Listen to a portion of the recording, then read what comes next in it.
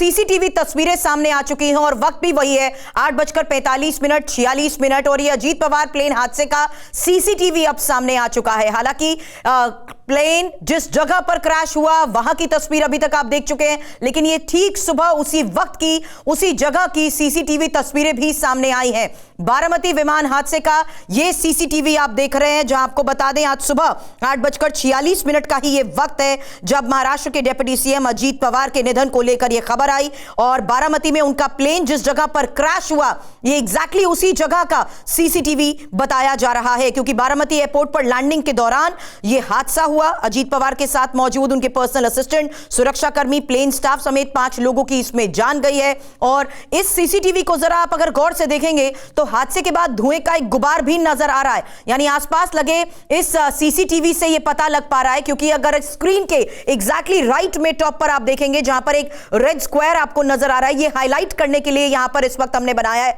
ताकि आपको पता लगे कि देखिए सीसीटीवी में साफ नजर आ रहा है कि कैसे ये विमान क्रैश हुआ और उसके बाद आग का ये गोला और काले धुएं का ये गुबार। जहां बारामती विमान हादसे की ही जांच को लेकर लगातार खबरें हैं, अब ये सीसीटीवी भी सामने आ चुका है, जहां आपको बता दें कि आज अजीत पवार महाराष्ट्र पंचायत चुनाव के लिए बारामती में जनसभा को संबोधित करने जा रहे थे। एक लंबा कार्यक्रम उनका था, लेकिन अब विमान हादसे की यह दर्दनाक खबर और अजीत पवार का प्लेन जिस जगह पर क्रैश हुआ है ठीक उसी के नजदीक लगे सीसीटीवी के जरिए यह तस्वीर सामने आई है। और वक्त इस सीसीटीवी के आधार पर सुबह 8:46 का बताया जा रहा है। लैंडिंग के दौरान यह हादसा, अक्षय चोपड़ा इस वक्त हमारे साथ एविएशन एक्सपर्ट हमारे साथ बने हुए हैं, जिनसे हम यही जानने की कोशिश कर रहे हैं कि विमान लैंडिंग के दौरान हादसे की आखिर क्या वजह हो सकती है, क्योंकि मेडे कॉल तक दी गई। अक्षय, बैक टू यू, क्योंकि ये तस्वीरें जिस तरीके से सामने आ रही है जाहिर सी बात है जांच के दायरे भी बढ़ रहे हैं और आसपास लोगों के जरिए भी ये पता लग पाया कि आखिर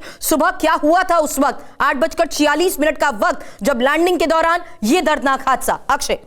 सुरभि जी, देखिए ये जो फुटेज आ रही है इससे 2 चीजें पता लग रही हैं। देखिए, एक तो सबसे पहले एयरक्राफ्ट जो है वो फ्यूल से लोडेड होता है, क्योंकि ये छोटा सा डिस्टेंस है। मुंबई से उन्होंने टेक ऑफ किया था बारामती के लिए, 30 मिनट्स का फ्लाइंग टाइम है और एयरक्राफ्ट पूरी तरह से लोडेड होता है। वो multiple times up and down कर सकता है अगर कोई इमरजेंसी आती है या रनवे पे वो लैंड नहीं कर पाते। सेकंड, जो विजिबिलिटी दिख रही है इस समय वो काफी क्लियर दिख रही है, इतनी दूर का सीसीटीवी फुटेज है और ऐसे कोई क्लाउडिंग या फॉग नहीं नजर आ रही। और प्लस विजिबिलिटी रीजन इसलिए भी नहीं होता क्योंकि विजिबिलिटी के केस में आप कभी भी